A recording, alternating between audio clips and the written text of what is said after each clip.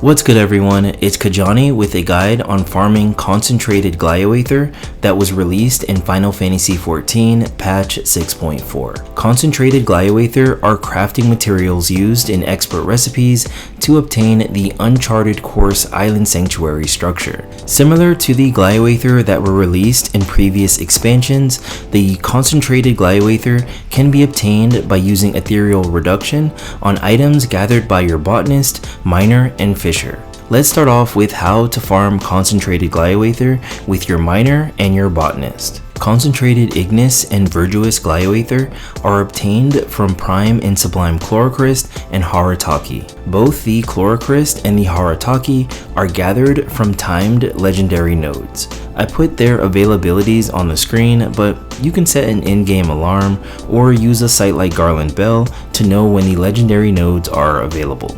Alright, time for an example. The rotation is going to be similar to what you would use to reach max collectability with any other collectible, starting with a scrutiny, then a brazen action, then another scrutiny, then another brazen action. If I am not at max collectability like you see here, I'm going to use Meticulous Prospector, hoping that it conserves integrity. It didn't, but at least I'm at max collectability. So now I'm going to use Solid Reason, and I got the proc for Wise to the World. Go ahead and use that. Now that's 2 extra attempts now to start collecting. When farming for Glioaether, it's important that you reach max collectability every time. Once you do, you get a small percentage chance of receiving a Sublime collectible, and you'll also hear this noise once you receive a Sublime collectible. How about we hear that one more time? That is music to my ears. So when you use ethereal reduction on a Sublime collectible, you are guaranteed at least 1 Glioaether. Your gathering stat is going to determine your Sublime rate, and mine was 10%, and that's even with a pentamelded indicator and a Splendorous tool. As far as the Glioaether drop rates from Prime collectibles, it seems that it just comes down to RNG. I haven't had much luck, but you might, so just let me know what your experiences are in the comments of the video.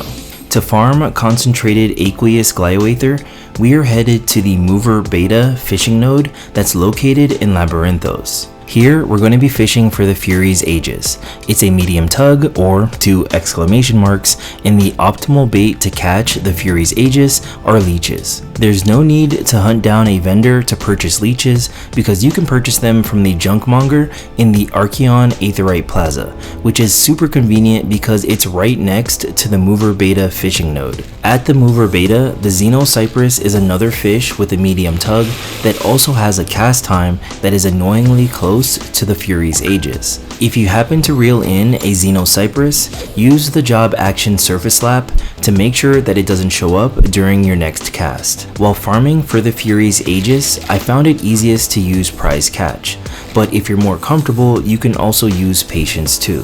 Most importantly, don't forget to turn on your collector's glove because you need to catch the Fury's Aegis as a collectible in order to have a chance at receiving a Glioaether.